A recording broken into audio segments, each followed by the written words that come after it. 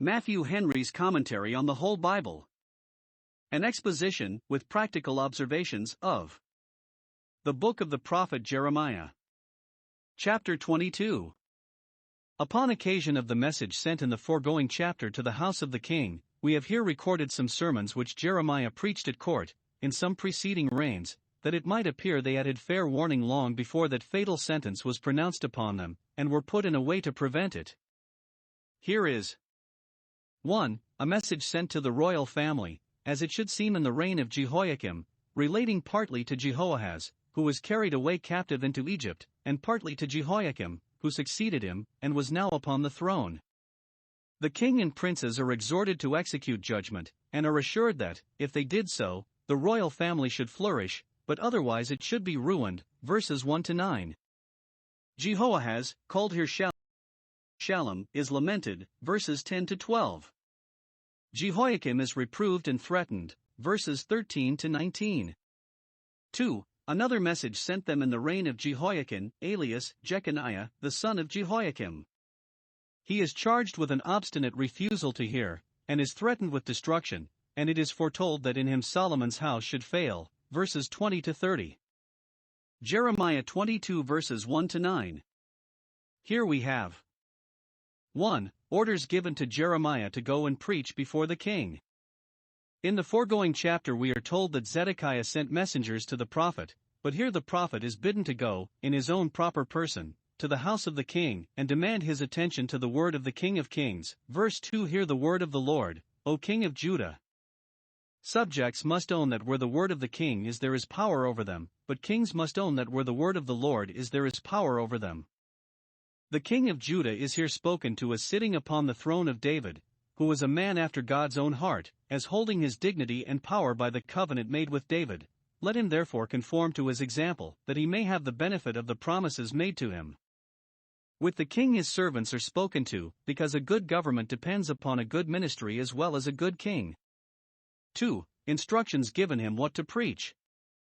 1. He must tell them what was their duty, what was the good which the Lord their God required of them. Verse 3. They must take care. 1. That they do all the good they can with the power they have. They must do justice in defense of those that were injured, and must deliver the spoiled out of the hand of their oppressors. This was the duty of their place. Psalm 82 verse 3. Herein they must be ministers of God for good. 2. That they do no hurt with it, no wrong, no violence. That is the greatest wrong and violence which is done under color of law and justice, and by those whose business it is to punish and protect from wrong and violence. They must do no wrong to the stranger, fatherless, and widow, for these God does in a particular matter patronize and take under his tuition. Exodus 22 verses 21 and 22. 2. He must assure them that the faithful discharge of their duty would advance and secure their prosperity. Verse 4. There shall then be a succession of kings, an uninterrupted succession, upon the throne of David and of his line, these enjoying a perfect tranquility, and living in great state and dignity, riding in chariots and on horses, as before. Chapter 17 verse 25. Note, the most effectual way to preserve the dignity of the government is to do the duty of it. 3. He must likewise assure them that the iniquity of their family, if they persisted in it, would be the ruin of their family, though it was a royal family. Verse 5. If you will not hear, will not obey, this house shall become a desolation, the palace of the kings of Judah shall fare no better than other habitations in Jerusalem. Sin has often been the ruin of royal palaces, though ever so stately, ever so strong. This sentence is ratified by an oath. I swear by myself, and God can swear by no greater, Hebrews 6 verse 13, that this house shall be laid in ruins. Note, sin will be the ruin of the houses of princes, as well as of mean men. 4. He must show how fatal their wickedness would be to their kingdom, as well as to themselves, to Jerusalem especially, the royal city. Verses 6-9. 1. It is confessed that Judah and Jerusalem had been valuable in God's eyes and considerable in their own. Thou art Gilead unto me, and the head of Lebanon. Their lot was cast in a place that was rich and pleasant as Gilead. Zion was a stronghold, as stately as Lebanon. This they trusted to as their security. But 2. This shall not protect them. The country that is now fruitful as Gilead shall be made a wilderness. The cities that are now strong as Lebanon shall be cities not inhabited, and, when the country is laid waste, the cities must be dispeopled. See how easily God's judgments can ruin a nation, and how certainly sin will do it. When this desolating work is to be done. 1. There shall be those that shall do it effectually. Verse 7 I will prepare destroyers against thee, I will sanctify them, so the word is, I will appoint them to this service and use them in it. Note, when destruction is designed, destroyers are prepared, and perhaps are in the preparing, and things are working towards the designed destruction, and are getting ready for it, long before. And who can contend with destroyers of God's preparing? They shall destroy cities as easily as men fell trees in a forest. They shall cut down thy choice cedars, and yet, when they are down, shall value them no more than thorns and briars. They shall cast them into the fire, for their choicest cedars have become rotten ones and good for nothing else. 2. There shall be those who shall be ready to justify God in the doing of it. Verses 8 and 9. Persons of many nations, when they pass by the ruins of this city in their travels, will ask, Wherefore hath the Lord done thus unto this city? How came so strong a city to be overpowered? So rich a city to be impoverished? So populous a city to be depopulated? So holy a city to be profaned? And a city that had been so dear to God to be abandoned by him? The reason is so obvious that it shall be ready in every man's mouth. Ask those that go by the way. Job 21 verse 29. Ask the next man you meet, and he will tell you it was because they changed their gods, which other nations never used to do. They forsook the covenant of Jehovah their own God, revolted from their allegiance to him, and from the duty which their covenant with him bound them to, and they worshipped other gods and served them, in contempt of him, and therefore he gave them up to this destruction. Note, God never casts any off until they first cast him off. Go, says God to the prophet, and preach this to the royal family. Jeremiah 22 verses 10 to 19. Kings, though they are gods to us, are men to God, and shall die like men. So it appears in these verses, where we have a sentence of death passed upon two kings who reigned successively in Jerusalem, two brothers, and both the ungracious sons of a very pious father. 1. Here is the doom of Shallum, who doubtless is the same with Jehoahaz, for he is that son of Josiah king of Judah who reigned in the stead of Josiah his father. Verse 11, which Jehoahaz did by the act of the people, who made him king though he was not the eldest son. 2 Kings 23 verse 30, 2 Chronicles 36 verse 1. Among the sons of Josiah, 1 Chronicles 3 verse 15, there is one Shallum mentioned, and not Jehoahaz. Perhaps the people preferred him before his elder brother, because they thought him a more active, daring young man, and fitter to rule, but God soon showed them the folly of their injustice, and that it could not prosper, for within 3 months the king of Egypt came upon him, deposed him, and carried him away prisoner into Egypt, as God had threatened. Deuteronomy 28 verse 68. It does not appear that any of the people were taken into captivity with him. We have the story 2 Kings 23 verse 34, 2 Chronicles 36 verse 4. Now here. 1. The people are directed to lament him rather than his father Josiah. Weep not for the dead, weep not any more for Josiah. Jeremiah had been himself a true mourner for Hm, and had stirred up the people to mourn for him. 2 Chronicles 35 verse 25. Yet now he will have them go out of mourning for him, though it was but 3 months after his death, and to turn their tears into another channel. They must weep sorely for Jehoahaz, who had gone into Egypt, not that there was any great loss of him to the public, as there was of his father, but that his case was much more deplorable. Josiah went to the grave in peace and honor, was prevented from seeing the evil to come in this world and removed to see the good to come in the other world, and therefore, weep not for him, but for his unhappy son, who is likely to live and die in disgrace and misery, a wretched captive. Note, dying saints may be justly envied, while living sinners are justly pitied.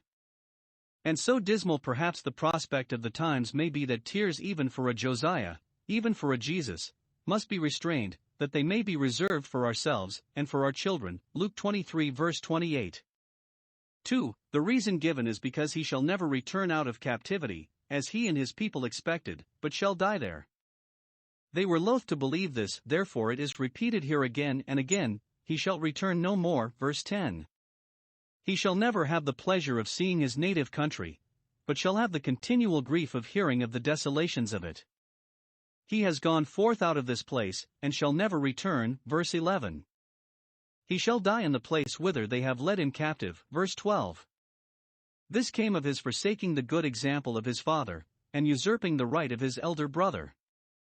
In Ezekiel's lamentation for the princes of Israel, this Jehoahaz is represented as a young lion, that soon learned to catch the prey, but was taken, and brought in chains to Egypt, and was long expected to return, but in vain. See Ezekiel 19 verses 3-5. 2. Here is the doom of Jehoiakim, who succeeded him. Whether he had any better right to the crown than Shallum we know not, for, though he was older than his predecessor, there seems to be another son of Josiah, older than he, called Johanan, 1 Chronicles 3 verse 15. But this we know, he ruled no better, and fared no better at last. Here we have 1. His sins faithfully reproved. It is not fit for a private person to say to a king, "Thou art wicked," but a prophet, who has a message from God, betrays his trust if he does not deliver it, be it ever so unpleasing, even to kings themselves. Jehoiakim is not here charged with idolatry, and probably he had not yet put Uriah the prophet to death, as we find afterwards he did, chapter 26 verses 22 and 23, for then he would have been told of it here. But the crimes for which he is here reproved are 1. Pride and affection of pomp and splendor, as if all the business of a king were to look great, and to do good were to be the least of his care. He must build himself a stately palace, a white house, and large chambers. Verse 14. He must have windows cut out after the newest fashion, perhaps like sash windows with us. The rooms must be sealed with cedar, the richest sort of wood. His house must be as well roofed and wainscoted as the temple itself, or else it will not please him. 1 Kings 6 verses 15 and 16. Nay, it must exceed that, for it must be painted with minium, or vermilion, which dyes red, or, as some read it, with indigo, which dyes blue. No doubt it is lawful for princes and great men to build, and beautify, and furnish their houses so as is agreeable to their dignity, but he that knows what is in man knew that Jehoiakim did this in the pride of his heart, which makes that to be sinful, exceedingly sinful, which is in itself lawful. Those therefore that are enlarging their houses, and making them more sumptuous, have need to look well to the frame of their own spirits in the doing of it, and carefully to watch against all the workings of vainglory. But that which was particularly amiss in Jehoiakim's case was that he did this when he could not but perceive, both by the word of God and by his providence, that divine judgments were breaking in upon him. He reigned his first 3 years by the permission and allowance of the king of Egypt, and all the rest by the permission and allowance of the king of Babylon, and yet he that was no better than a viceroy will covet to vie with the greatest monarchs in building and furniture. Observe how peremptory he is in this resolution: I will build myself a white house. I am resolved I will, whoever advises me to the contrary. Note, it is the common folly of those that are sinking in their estates to covet to make a fair show. Many have unhumbled hearts under humbling providences, and look most haughty when God is bringing them down. This is striving with our Maker. 2. Carnal security and confidence in his wealth, depending upon the continuance of his prosperity, as if his mountain now stood so strong that it could never be moved. He thought he must reign without any disturbance or interruption, because he had enclosed himself in cedar. Verse 15. As if that were too fine to be assaulted and too strong to be broken through, and as if God himself could not, for pity, give up such a stately house as that to be burned. Thus when Christ spoke of the destruction of the temple, his disciples came to him, to show him what a magnificent structure it was. Matthew 23 verse 38, 24:1. Note, those wretchedly deceive themselves who think their present prosperity is a lasting security, and dream of reigning because they are enclosed in cedar. It is but in his own conceit that the rich man's wealth is his strong city. 3. Some think he is here charged with sacrilege, and robbing the house of God to beautify and adorn his own house. He cuts him out my windows, so it is in the margin, which some understand as if he had taken windows out of the temple to put into his own palace, and then painted them, as it follows, with vermilion, that it might not be discovered, but might look of a piece with his own buildings. Note, those cheat themselves, and ruin themselves at last, who think to enrich themselves by robbing God in his house, and however they may disguise it, God discovers it. 4. He is here charged with extortion and oppression, violence, and injustice. He built his house by unrighteousness, with money unjustly got in materials which were not honestly come by, and perhaps upon ground obtained as Ahab obtained Naboth's vineyard. And, because he went beyond what he could afford, he defrauded his workmen of their wages, which is one of the sins that cries in the ears of the Lord of hosts, James 5 verse 4. God takes notice of the wrong done by the greatest of men to their poor servants and laborers, and will repay those, in justice, that will not in justice pay those whom they employ, but use their neighbor's service without wages. Observe, the greatest of men must look upon the meanest as their neighbors, and be just to them accordingly, and love them as themselves. Jehoiakim was oppressive, not only in his buildings, but in the administration of his government. He did not do justice, made no conscience of shedding innocent blood, when it was to serve the purposes of his ambition, avarice, and revenge. He was all for oppression and violence, not to threaten it only, but to do it, and, when he was set upon any act of injustice, nothing should stop him, but he would go through with it. And that which was at the bottom of all was covetousness, that love of money which is the root of all evil. Thy eyes and thy heart are not but for covetousness, they were for that, and nothing else. Observe, in covetousness the heart walks after the eyes, it is therefore called the lust of the eye, 1 John 2 verse 16, Job 31 verse 7. It is setting the eyes upon that which is not, Proverbs 23 verse 5. The eyes and the heart are then for covetousness when the aims and affections are wholly set upon the wealth of this world, and, where they are so, the temptation is strong to murder, oppression, and all manner of violence and villainy. 5. That which aggravated all his sins was that he was the son of a good father, who had left him a good example, if he would but have followed it. Verses 15 and 16. Did not thy father eat and drink? When Jehoiakim enlarged and enlightened his house, it is probable that he spoke scornfully of his father for contenting himself with such a mean and inconvenient dwelling, below the grandeur of a sovereign prince, and ridiculed him as one that had a dull fancy, a low spirit, and could not find in his heart to lay out his money, nor cared for what was fashionable, that should not serve him which served his father. But God, by the prophet, tells him that his father, though he had not the spirit of building, was a man of an excellent spirit, a better man than he, and did better for himself and his family. Those children that despise their parents' old fashions commonly come short of their real excellences. Jeremiah tells him 1. That he was directed to do his duty by his father's practice, he did judgment and justice, he never did wrong to any of his subjects, never oppressed them, nor put any hardship upon them, but was careful to preserve all their just rights and properties. Nay, he not only did not abuse his power for the support of wrong, but he used it for the maintaining of right. He judged the cause of the poor and needy, was ready to hear the cause of the meanest of his subjects, and do them justice. Note, the care of magistrates must be, not to support their grandeur and take their ease, but to do good, not only not to oppress the poor themselves, but to defend those that are oppressed. 2. That he was encouraged to do his duty by his father's prosperity. First, God accepted him. Was not this to know me, saith the Lord? Did he not hereby make it to appear that he rightly knew his God, and worshipped him, and consequently was known and owned of him? Note, the right knowledge of God consists in doing our duty, particularly that which is the duty of our place and station in the world. Secondly, he himself had the comfort of it. Did he not eat and drink soberly and cheerfully, so as to fit himself for his business, for strength and not for drunkenness? Ecclesiastes 10 verse 17. He did eat and drink, and do judgment. He did not, as perhaps Jehoiakim and his princes did, drink, and forget the law, and pervert the judgment of the afflicted. Proverbs 31 verse 5. He did eat and drink, that is, God blessed him with great plenty, and he had the comfortable enjoyment of it himself, and gave handsome entertainments to his friends, was very hospitable and very charitable. It was Jehoiakim's pride that he had built a fine house, but Josiah's true praise that he kept a good house. Many times those have least in them of true generosity that have the greatest affection for pomp and grandeur, for, to support the extravagant expense of that hospitality, bounty to the poor, yet, and justice itself, will be pinched. It is better to live with Josiah in an old-fashioned house, and do good, than live with Jehoiakim in a stately house, and leave debts unpaid.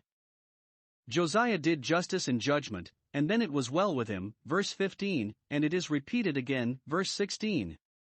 He lived very comfortably, his own subjects, and all his neighbors, respected him, and whatever he put his hand to prospered. Note, while we do well we may expect it will be well with us. This Jehoiakim knew, that his father found the way of duty to be the way of comfort, and yet he would not tread in his steps. Note, it should engage us to keep up religion in our day that our godly parents kept it up in theirs and recommended it to us from their own experience of the benefit of it. They told us that they had found the promises which godliness has of the life that now is made good to them, and that religion and piety are friendly to outward prosperity. So that we are inexcusable if we turn aside from that good way. 2. Here we have Jehoiakim's doom faithfully read, verses 18 and 19. We may suppose that it was in the utmost peril of his own life that Jeremiah here foretold the shameful death of Jehoiakim, but thus saith the Lord concerning him, and therefore thus saith he. 1. He shall die unlamented, he shall make himself so odious by his oppression and cruelty that all about him shall be glad to part with him, and none shall do him the honor of dropping one tear for him, whereas his father, who did judgment and justice, was universally lamented, and it is promised to Zedekiah that he should be lamented at his death, for he conducted himself better than Jehoiakim had done. Chapter 34 verse 5. His relations shall not lament him, no, not with the common expressions of grief used at the funeral of the meanest, where they cried, "Ah, my brother," or "Ah, sister." His subjects shall not lament him, nor cry out, as they used to do at the graves of their princes, "Ah, Lord," or "Ah, his glory." It is sad for any to live so that, when they die, none will be sorry to part with them. Nay. 2. He shall lie unburied. This is worse than the former.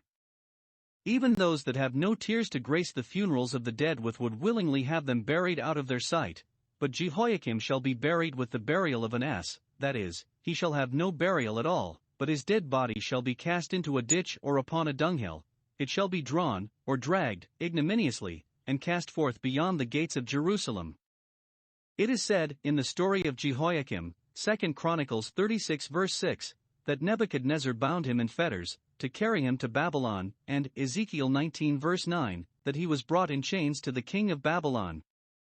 But it is probable that he died a prisoner, before he was carried away to Babylon as was intended. Perhaps he died for grief or, in the pride of his heart, hastened his own end, and, for that reason, was denied a decent burial, as self-murderers usually are with us. Josephus says that Nebuchadnezzar slew him at Jerusalem, and left his body thus exposed, somewhere at a great distance from the gates of Jerusalem. And it is said, 2 Kings 24 verse 6, he slept with his fathers. When he built himself a stately house, no doubt he designed himself a stately sepulchre, but see how he was disappointed. Note, those that are lifted up with great pride are commonly reserved for some great disgrace in life or death. Jeremiah 22 verses 20 to 30. This prophecy seems to have been calculated for the ungracious and glorious reign of Jeconiah, or Jehoiakim, the son of Jehoiakim, who succeeded him in the government, reigned but 3 months, and was then carried captive to Babylon, where he lived many years. Chapter 52 verse 31. We have, in these verses, a prophecy. 1. Of the desolations of the kingdom, which were now hastening on apace, verses 20 to 23. Jerusalem and Judah are here spoken to, or the Jewish state as a single person, and we have it here under a threefold character.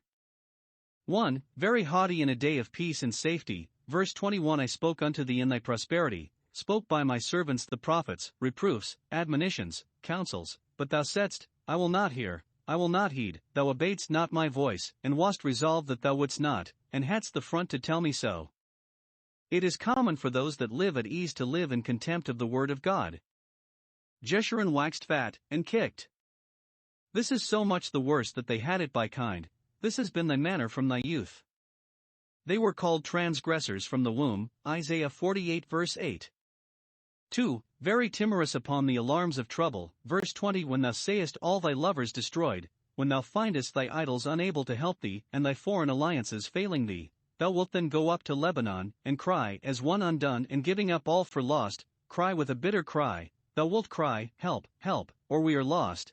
Thou wilt lift up thy voice in fearful shrieks upon Lebanon and Bashan, 2 high hills, in hope to be heard thence by the advantage of the rising ground. Thou wilt cry from the passages, from the roads, where thou wilt ever and anon be in distress. Thou wilt cry from Abarim, so some read it, as a proper name, a famous mountain in the border of Moab.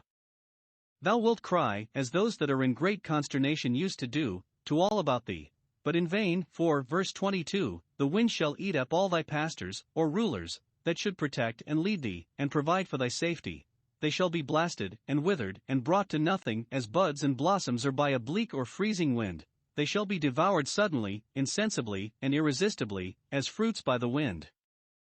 Thy lovers, that thou dependest upon and hast an affection for, shall go into captivity, and shall be so far from saving thee that they shall not be able to save themselves.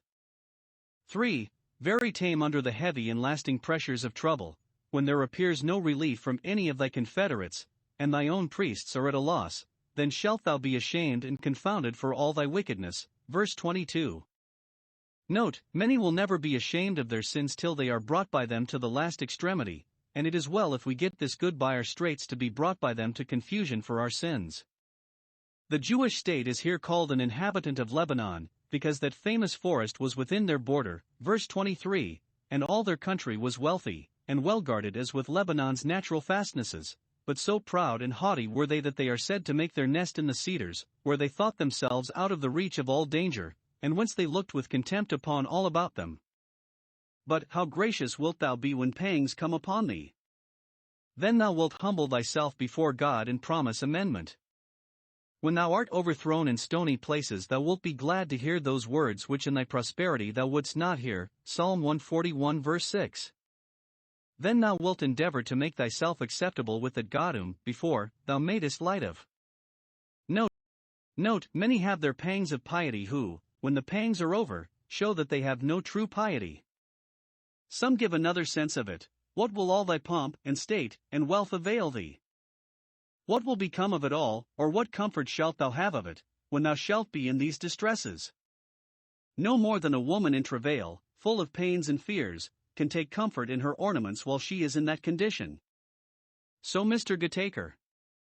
Note, those that are proud of their worldly advantages would do well to consider how they will look when pangs come upon them, and how they will then have lost all their beauty.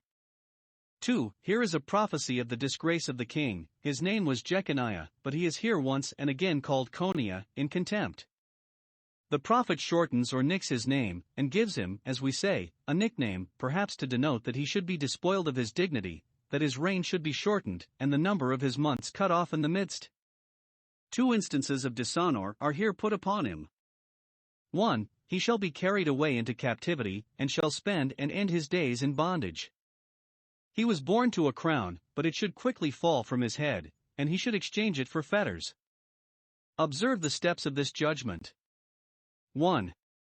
God will abandon him, verse 24. The God of truth says it, and confirms it with an oath. Though he were the signet upon my right hand, his predecessors have been so, and he might have been so if he had conducted himself well, but he being degenerated, I will pluck him thence. The godly kings of Judah had been his signets on God's right hand, near and dear to him. He had gloried in them, and made use of them as instruments of his government, as the prince does of his signet ring or sign manual.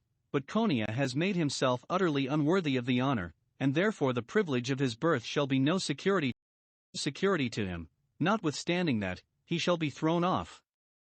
Answerable to this threatening against Jeconiah is God's promise to Zerubbabel, when he made him his people's guide in their return out of captivity. Haggai 2 verse 23, I will take thee, O Zerubbabel, my servant, and make thee as a signet. Those that think themselves as signets on God's right hand must not be secure, but fear lest they be plucked thence. 2. The king of Babylon shall seize him. Those know not what enemies and mischiefs they lie exposed to who have thrown themselves out of God's protection. Verse 25. The Chaldeans are here said to be such as had a spite to Coniah. They sought his life, no less than that, they thought, would satisfy their rage. they were such as he had a dread of, they are those whose face thou fearest, which would make it the more terrible to him to fall into their hands, especially when it was God himself that gave him into their hands. And if God deliver him to them, who can deliver him from them? 3. He and his family shall be carried to Babylon, where they shall wear out many tedious years of their lives in a miserable captivity, he and his mother, verse 26, he and his seed, verse 28, that is, he and all the royal family, for he had no children of his own when he went into captivity, or he and the children in his loins, they shall all be cast out to another country, to a strange country, a country where they were not born, nor such a country as that where they were born, a land which they know not, in which they have no acquaintance with whom to converse or from whom to expect any kindness. Thither they shall be carried, from a land where they were entitled to dominion, into a land where they shall be compelled to servitude. But have they no hopes of seeing their own country again? No, to the land whereunto they desire to return, thither shall they not return, verse 27. They conducted themselves ill in it when they were in it, and therefore they shall never see it more. Jehoahaz was carried to Egypt, the land of the south, Jeconiah to Babylon, the land of the north, both far remote, the quite contrary way, and must never expect to meet again, nor either of them to breathe their native air again. Those that had abused the dominion they had over others were justly brought thus under the dominion of others. Those that had indulged and gratified their sinful desires, by their oppression, luxury, and cruelty, were justly denied the gratification of their innocent desire to see their own native country again. We may observe something very emphatic in that part of this threatening, verse 26, in the country where you were not born, there shall you die. As there is a time to be born and a time to die, so there is a place to be born in and a place to die in. We know where we were born, but where we shall die we know not. It is enough that our God knows. Let it be our care that we die in Christ, and then it will be well with us, wherever we die, though it should be in a far country. 4. This shall render him very mean and despicable in the eyes of all his neighbors. They shall be ready to say, verse 28, this is Coniah, a despised broken idol? Yes, certainly he is, and much debased from what he was. 1. Time was when he was dignified, nay, when he was almost deified. The people who had seen his father lately deposed were ready to adore him when they saw him upon the throne, but now he is a despised broken idol which, when it was whole, was worshipped, but when it is rotten and broken, is thrown by and despised, and nobody regards it, or remembers what it has been. Note, what is idolized will, first or last, be despised and broken. What is unjustly honored will be justly contemned, and rivals with God will be the scorn of man. Whatever we idolize we shall be disappointed in, and then shall despise. 2.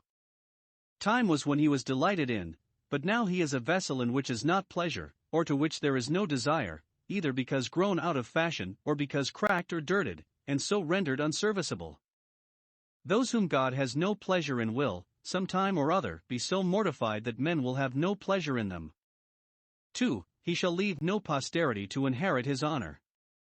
The prediction of this is ushered in with a solemn preface, verse 29, O earth, earth, earth. Hear the word of the Lord. Let all the inhabitants of the world take notice of these judgments of God upon a nation and a family that had been near and dear to him, and thence infer that God is impartial in the administration of justice. Or it is an appeal to the earth itself on which we tread, since those that dwell on earth are so deaf and careless, like that, Isaiah 1 verse 2, Hear, O heavens, and give ear, O earth. God's word, however slighted, will be heard, the earth itself will be made to hear it, and yield to it, when it, and all the works that are therein, shall be burnt up. Or it is a call to men that mind earthly things, that are swallowed up in those things, and are inordinate in the pursuit of them, such have need to be called upon again and a third time, to hear the word of the Lord. Or it is a call to men considered as mortal of the earth, and hastening to the earth again. We all are so, earth we are, dust we are, and, in consideration of that, are concerned to hear and regard the word of the Lord, that, though we are earth, we may be found among those whose names are written in heaven. Now that which is here to be taken notice of is that Jeconiah is written childless, verse 30, that is, as it follows, no man of his seed shall prosper, sitting upon the throne of David. In him the line of David was extinct as a royal line. Some think that he had children born in Babylon because mention is made of his seed being cast out there, verse 28, and that they died before him. We read in the genealogy, 1 Chronicles 3 verse 17, of 7 sons of Jeconiah Sir, that is, Jeconiah the captive, of whom Salathiel is the first. Some think that they were only his adopted sons, and that when it is said, Matthew 1 verse 12, Jeconiah begot Salathiel, no more is meant than that he bequeathed to him what claims and pretensions he had to the government, the rather because Salathiel is called the son of Neri of the house of Nathan, Luke 3 verses 27 and 31. Whether he had children begotten or only adopted, thus far he was childless that none of his seed ruled as kings in Judah. He was the Augustulus of that empire, in whom it determined. Whoever are childless, it is God that writes them so, and those who take no care to do good in their days cannot expect to prosper in their days.